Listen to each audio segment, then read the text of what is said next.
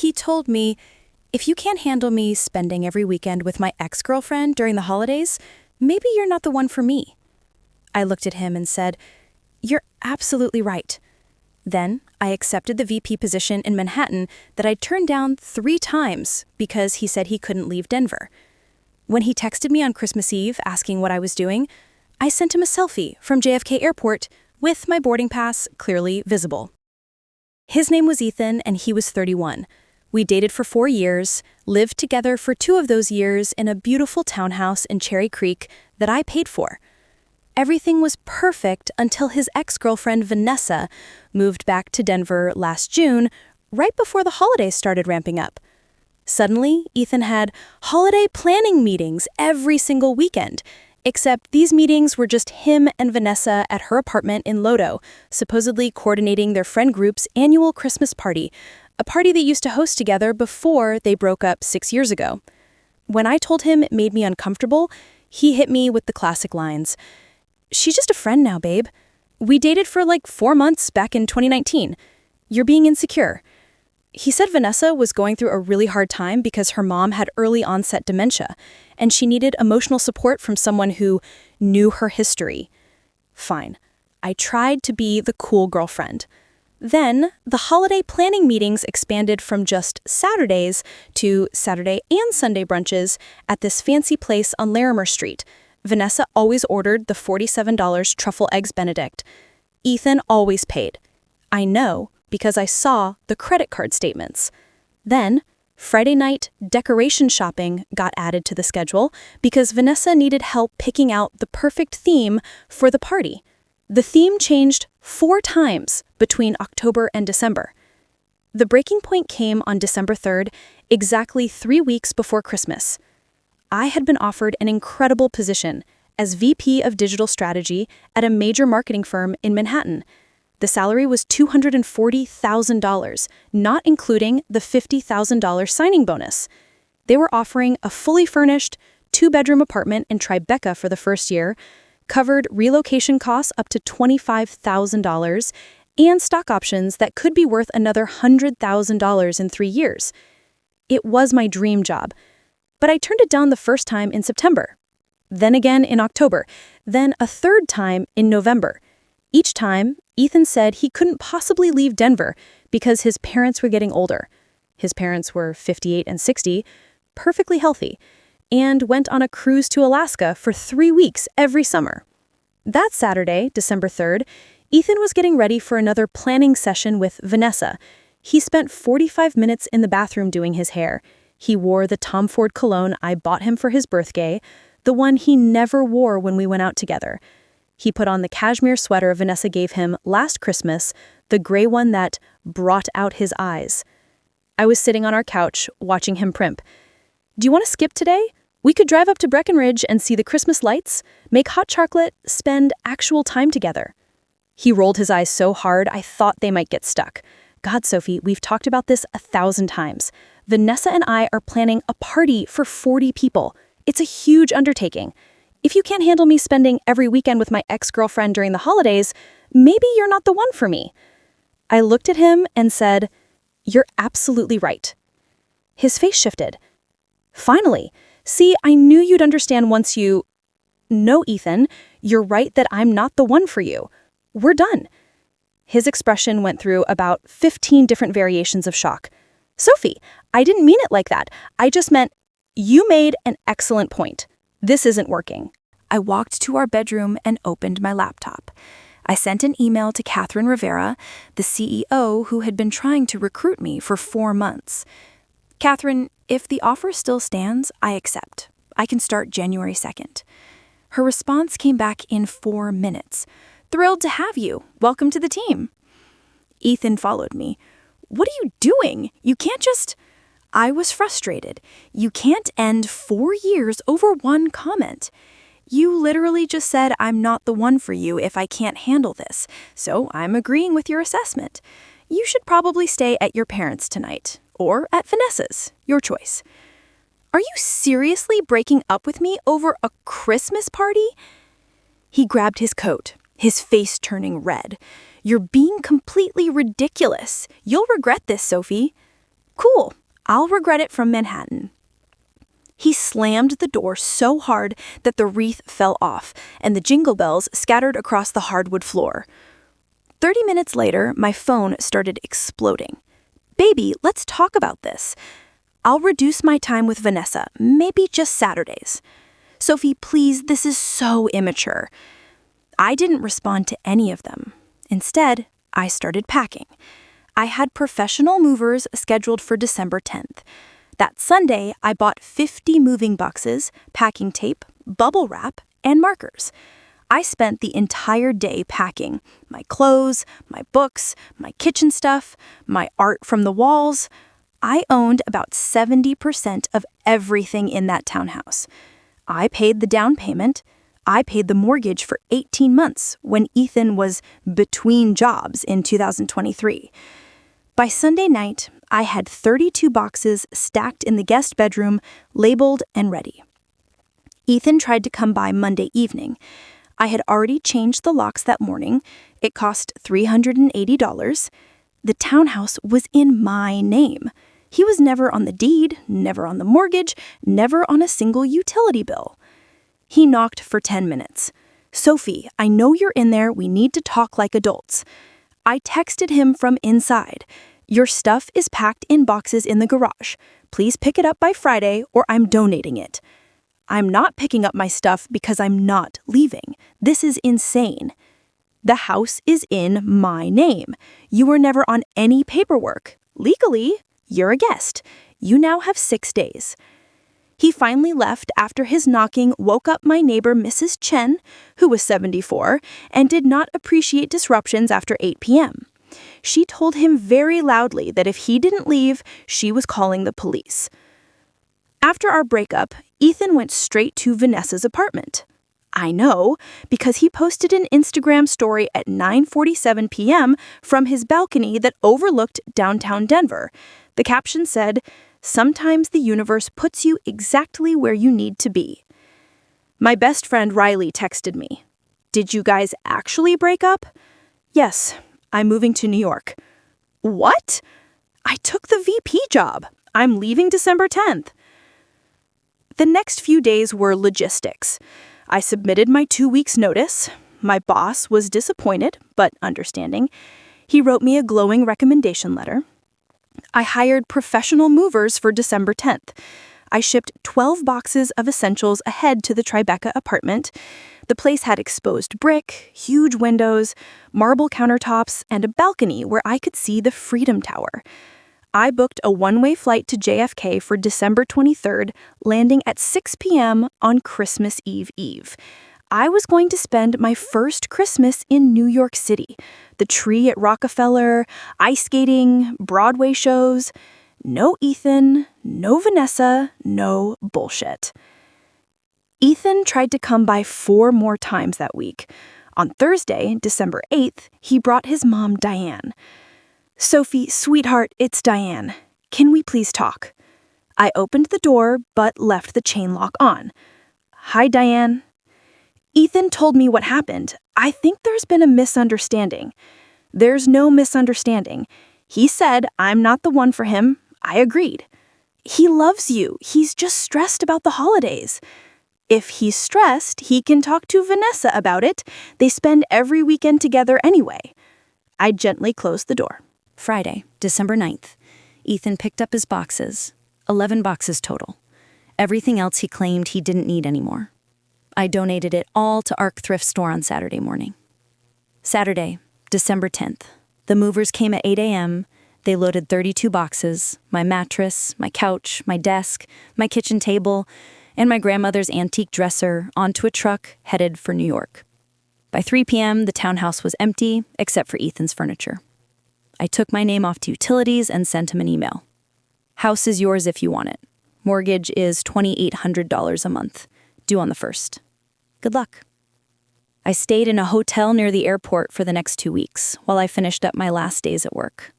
That Sunday, Ethan's sister Becca called me. Becca and I were close. We went to yoga together. She was a pediatric nurse and one of the most level-headed people I knew. "Sophie, I heard what happened. I want you to know that I think you did the right thing. He's been acting like an idiot for months. The Vanessa thing is weird. Thank you for saying that. Also, congrats on the New York job. You're gonna kill it. She told me that Ethan had been talking about Vanessa constantly at family dinners since July. Becca said she asked him point blank in November if he was cheating on me, and he got defensive and said I was insecure and controlling. For the record, Becca said, wanting your boyfriend to not spend every weekend with his ex isn't controlling. It's called having basic standards. On December 15th, I found out the truth. My friend Justin worked at the same gym as Ethan. Justin was doing deadlifts when he overheard Ethan on the phone in the locker room. Justin recorded it and sent it to me with the message, "I think you need to hear this." The recording was clear as day. Ethan: "Yeah, she finally moved out. She's being completely psycho about it." Unknown voice: "Dude, that sucks. You okay?" Ethan: "I'm fine. Honestly, it's kind of a relief. Sophie was so clingy, always wanted to know where I was. It was exhausting." Unknown voice: "What about Vanessa?" Ethan: laughing: "Bro, I've been making moves since July. We hooked up the second weekend she was back in Denver." My stomach dropped. Unknown voice: "Does Sophie know?" Ethan: "Hell no! She thought we were planning a Christmas party. There is no party. There never was. Vanessa and I just told people that so we had an excuse to hang out. Her boyfriend lives in Boulder and only comes down every other weekend, so we had perfect timing." Vanessa had a boyfriend. They made up an entire fake Christmas party to cover it all up.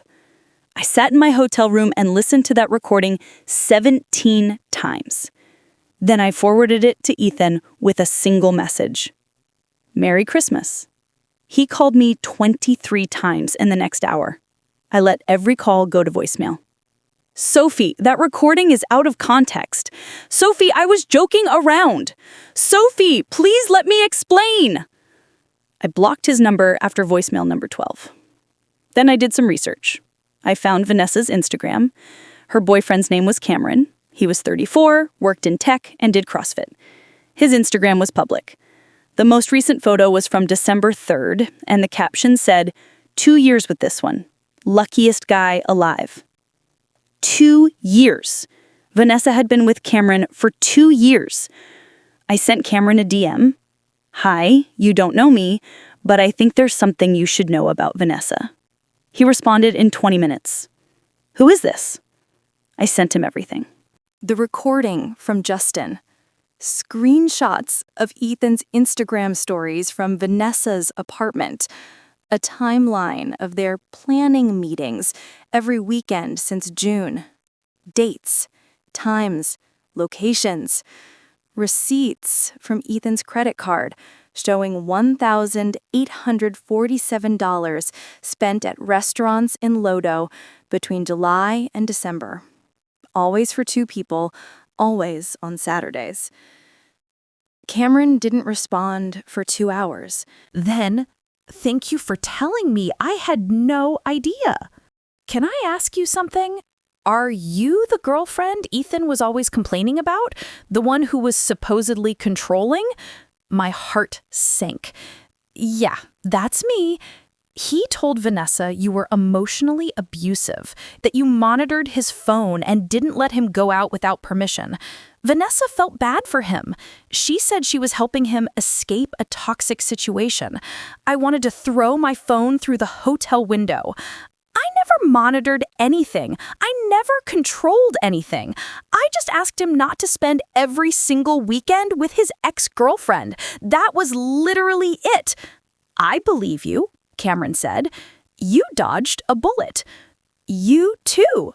Cameron broke up with Vanessa that night. Vanessa called me from a number I didn't recognize at 11:37 p.m. screaming, "You ruined my life. Cameron broke up with me because of you."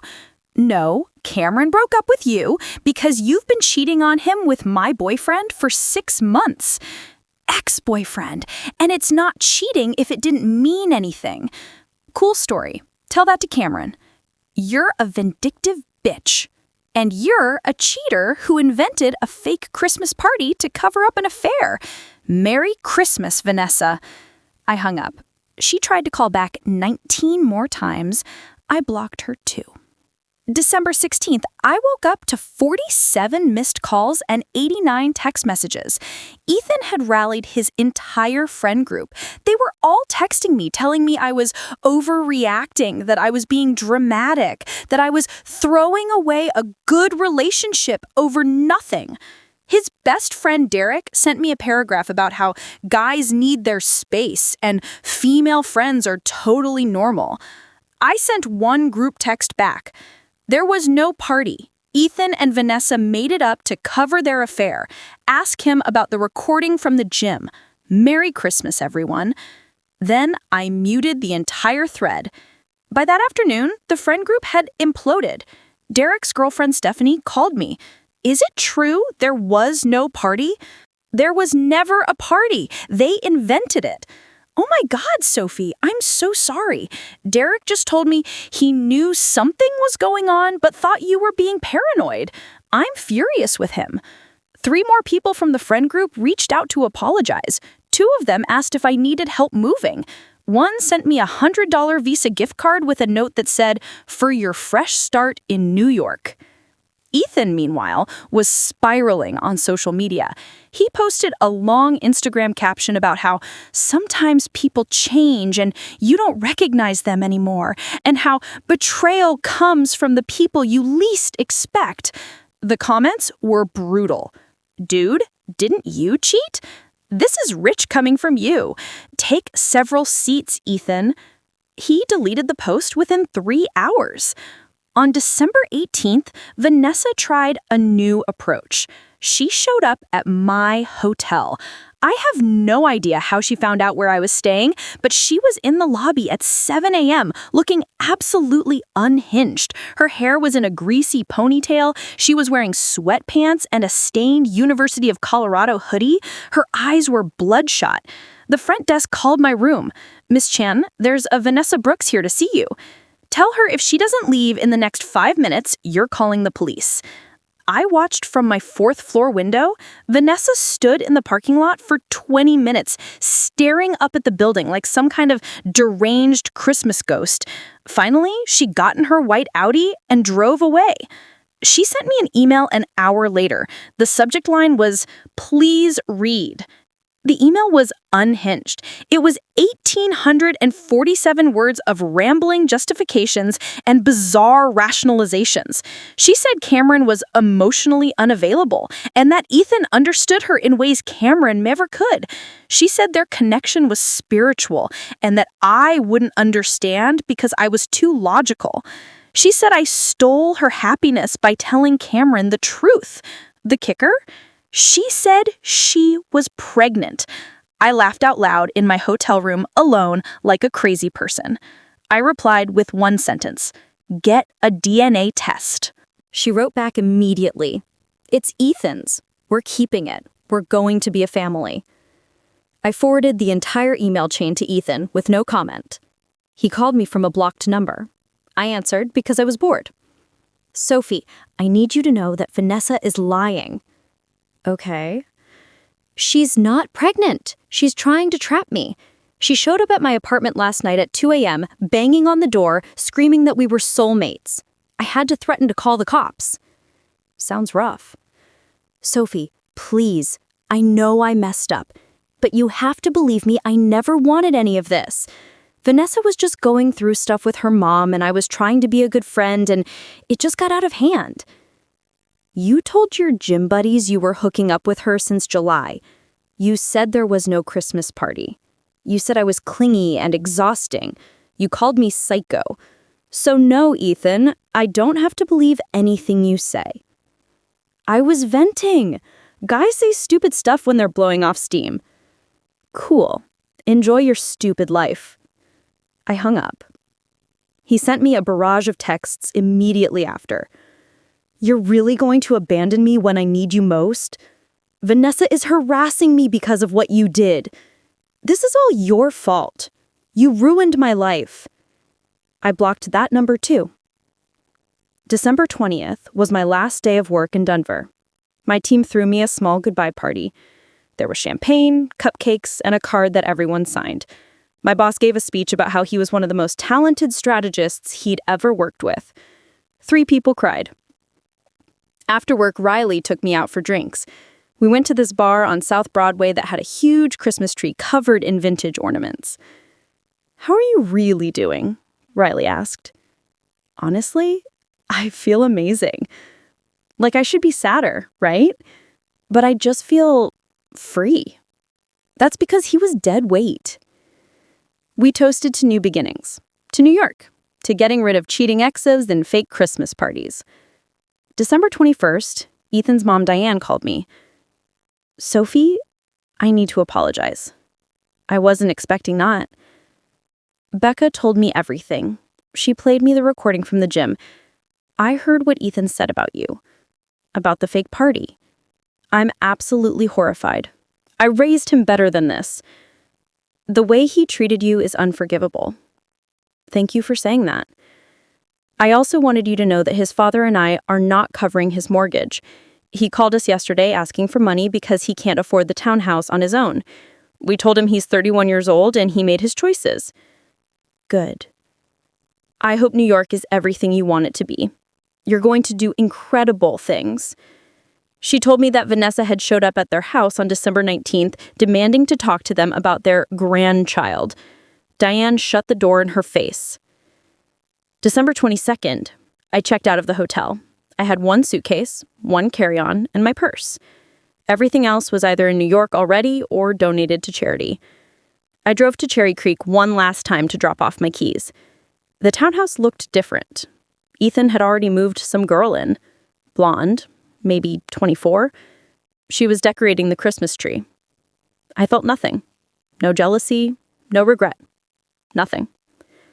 I dropped the keys in the drop box and drove away. December 23rd. My flight was at 3 p.m. I got to the airport at noon. I checked my bag, went through security, and found my gate. Ethan had texted me from yet another number. "What are you doing for Christmas?" I smiled. I opened my camera, took a selfie with the departures board clearly visible behind me, Flight 1847 to JFK, now boarding, and sent it to him. His response came in seconds. "You're seriously leaving? Today?" "Yep." "Sophie, it's Christmas Eve tomorrow. You can't spend Christmas alone in a new city." "I'm not spending it alone. I'm spending it without you. There's a difference." "This is insane. You're throwing away everything we built." "You threw it away when you decided Vanessa was more important than our relationship. I'm just doing what you suggested. Remember? You said maybe I'm not the one for you. So I agreed. I didn't mean it." "Then maybe don't say things you don't mean, Ethan. Merry Christmas." I blocked that number too. They were calling final boarding. I walked onto the plane, found my seat, 14A, window seat, and buckled in. As we took off, I watched Denver get smaller and smaller below me. The mountains, the sprawl, the lights, and I felt nothing but relief. I landed at JFK at 11:43 p.m. on December 23rd. It was cold and clear, and the city was lit up like a galaxy. I took a cab to my new apartment in Tribeca. The driver was playing Christmas music, Frank Sinatra. The apartment was perfect, better than the photos. The exposed brick, the big windows, the marble counters. My boxes were stacked neatly in the corner. I had a view of the Freedom Tower lit up against the night sky. I unpacked my carry-on, put on pajamas, and ordered Chinese food from a place that was still open at midnight. Sesame chicken, vegetable lo mein, spring rolls, and a Diet Coke. I sat on my new couch in my new apartment in my new city and ate my Chinese food, and I felt like I could finally breathe. December 24th, Christmas Eve. I woke up at 9 a.m. to a text from Riley. "How's New York?" "Perfect." I spent Christmas Eve exploring. I walked to Rockefeller Center. The tree was massive and covered in lights. I ice skated. I was terrible at it. I fell 4 times. I didn't care. I walked through Central Park. I got hot chocolate from a cart. I window shopped on Fifth Avenue. I saw the decorations at Saks. I watched street performers. I gave a violinist $20. I ate pizza from a place that was open 24 hours. At 7 p.m., my phone rang. A known number. Against my better judgment, I answered. Sophie, it's Cameron. Vanessa's ex-boyfriend. Oh, hi. I hope this isn't weird. I got your number from your Instagram bio. I just wanted to say thank you for telling me the truth. It was the right thing to do. I also wanted to let you know that Vanessa's been trying to get me back. She sent me 200 plus messages in the last week. She said she was pregnant, then she said she wasn't, then she said she was again. I told her to leave me alone or I'd file a restraining order. Good for you! She's also been posting about Ethan constantly, saying they're soulmates, saying you were the problem the whole time. Let her post. I'm in New York. She can't touch me. We talked for 20 minutes. Cameron was funny and kind and easy to talk to. Before we hung up, he said, "Hey, if you ever want to grab coffee when I'm in the city for work, let me know." I'd like that. December 25th, Christmas Day. I woke up to 3 missed calls from Ethan and 12 texts. Merry Christmas, Sophie. I miss you. I made a huge mistake. Vanessa is crazy. She keyed my car last night. She's been calling me nonstop saying we're meant to be together. My parents won't talk to me. I lost half my friend group. I can't afford the mortgage on my own. Everything is falling apart. Please come back. I need you. I deleted every message without reading past the previews. Then I posted a photo on Instagram, me in front of the Rockefeller Christmas tree, holding my hot chocolate, wearing my new coat, smiling. The caption, "First Christmas in New York, best decision I ever made." The comments poured in. "You look so happy. Living your best life." Riley commented, "That's my girl." Becca commented, "Proud of you, Sophie. You deserve this." Ethan didn't comment, but he viewed my story 17 times. I spent Christmas Day walking through an empty Manhattan. Most places were closed, but a few delis were open, and there were other people like me, people who were alone by choice, wandering the streets. And I felt peace. January 2nd was my first day at the new job. The office was in Midtown, glass and steel and floor-to-ceiling windows. My new team was brilliant. The CEO, Catherine, gave me a tour. I had my own office, my own assistant, business cards with VP of Digital Strategy printed under my name. At lunch, Catherine took me to a restaurant with white tablecloths and a wine list thicker than a phone book. "How are you settling me in?" she asked. "It's been perfect. Thank you for being so patient with me." "Thank you for finally saying yes. We've wanted you for over a year." That night, I got a DM on Instagram from Vanessa. "I hope you are happy. You destroyed 2 relationships. Ethan won't talk to me anymore. Cameron blocked me everywhere. My friends think I'm a cheater. I lost my job because I couldn't focus. My life is ruined, all because you couldn't mind your own business." I stared at the message for a full minute. Then I replied, "You destroyed your own life when you decided to cheat on your boyfriend with someone else's boyfriend and invented a fake Christmas party to cover it up. That's not on me. That's on you. Lose my number." I blocked her. January 15th. Riley sent me a screenshot. Ethan had posted on Facebook. "Sometimes you don't realize what you had until it's gone. I made mistakes. I hurt someone who didn't deserve it. I'm working on being better." The comments were savage. "Too little, too late. Maybe don't cheat next time. Sophie's in New York thriving, and you're posting sad boy quotes. The math isn't mathing." Riley's text, "He's pathetic." My response, "I genuinely don't care anymore." And I didn't. I really, truly didn't. February 10th, I went on my first date in New York. His name was James. He was 33, worked in finance, and had never been married. We met at a wine bar in the West Village. He was funny and attentive and asked good questions. He didn't talk about his ex once. At the end of the night, he walked me to my subway stop. "Can I see you again?" he asked. "I'd like that." He texted me the next morning. "Had a great time last night. Dinner Friday?" I said yes. February 14th, Valentine's Day. Ethan sent me one final text from a number I didn't recognize. "I know you probably won't read this, but I need to say it anyway. I'm sorry. For all of it. You deserved so much better than what I gave you. I hope New York is everything you dreamed. I hope you're happy. I hope you find someone who treats you the way I should have. I'm sorry I wasn't that person." I read it 3 times. Then I deleted it without responding. Some apologies don't deserve acknowledgement. Some people don't deserve closure. March 1st, I got my first performance review at the new job. Catherine told me I was exceeding expectations. They were giving me a $15,000 raise and promoting me to senior VP. I called Riley and screamed into the phone. "I'm making $255,000 a year in New York at 29. You are that girl." I can't believe I almost turned this down for Ethan. Never again. Never again. That night, I walked home through the city. It was cold and clear, and the lights were reflecting off the buildings, and there were a million people rushing past me in every direction. I thought about Ethan in Denver, probably still living in that townhouse he couldn't afford, probably still dealing with Vanessa's harassment, probably still playing the victim. I thought about Vanessa, who destroyed her own relationship and blamed everyone but herself. And I thought about me, in New York, thriving, free, happy. And I smiled. Because sometimes the best revenge isn't revenge at all.